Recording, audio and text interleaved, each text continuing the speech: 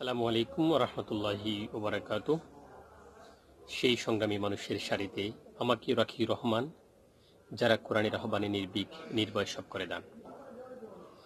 90% মুসলমানের দেশ হচ্ছে বাংলাদেশ, যেখানে মুসলিম, হিন্দু, খ্রিস্টান, বৌদ্ধ সকলেই মিলেমিশে বসবাস করে আসছে। কিন্তু এদেশের রাষ্ট্রধর্ম হচ্ছে ইসলাম, শান্তির ধর্ম ইসলাম। আর এই ইসলামকে নিয়ে যুগ থেকে যুগান্তরে চলছে বিভিন্ন ধরনের তালবাহানা। ঠিক তারই একটা চিত্র ফুটে উঠেছে গতকালকে। সেখানে বাংলাদেশের একজন আইনজীবী, যিনি হিন্দু ধর্মের অবলম্বন, কিন্তু তিনি যে কর্মটি করেছেন সেটা খুবই ঘৃণার বিষয়।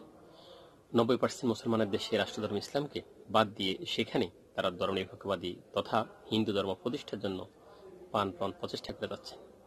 আমরা রাষ্ট্রীয় ব্যবস্থা তথা সরকারের কাছে আবেদন করব, এই সমস্ত তালবাহানা করে মুসলমানদের প্রিয় ধর্ম ইসলামকে নিয়ে যদি আপনারা কোনো ধরনের গেম খেলতে চান, তাহলে সেটা হবে আপনাদের জন্য ভয়ঙ্কর পরিণতি। কারণ বাংলাদেশের 90% মুসলমান মুখের মধ্যে কুলি এঁটে বসে থাকবে না।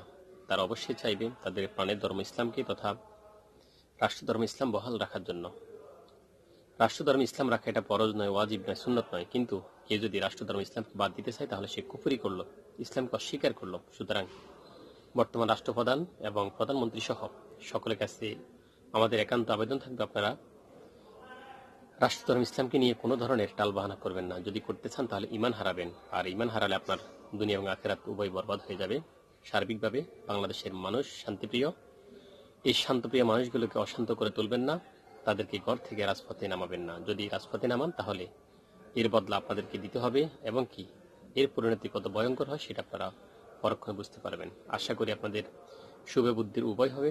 এই প্রত্যাশার কাজকর্ম দেখে শেষ করছি। আল্লাহ হাফেজ। আসসালামু আলাইকুম রহমতুল্লাহ।